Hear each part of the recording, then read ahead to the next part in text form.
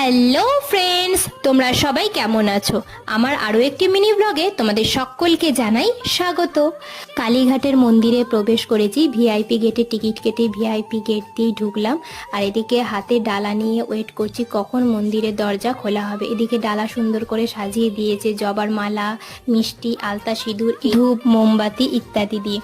তো পুজো শেষে মায়ের ওই ছোট্ট কাপড়ের ওড়নাটা আমার মাথায় ঠাকুরমশাই বেঁধে দিয়েছিলেন মায়ের আশীর্বাদী হিসেবে। কালী মায়ের পুজো দেওয়ার পর পাশেই শিব মন্দিরে চলে গেলাম, সেখানে মহেশ্বরকে মালা বেলপাতা দিয়ে পুজো করে এখন মন্দির চত্বর থেকে বেরিয়ে যাব। ভিডিওটা তোমাদের কেমন লাগছে অবশ্যই কিন্তু কমেন্ট করে জানিও। ভালো লাগলে লাইক করে এবং চ্যানেলটিকে সাবস্ক্রাইব করে পাশে থেকো।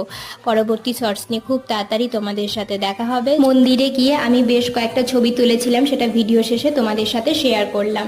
তো আজকের ভিডিওটা এখানেই শেষ করছি, টাটা।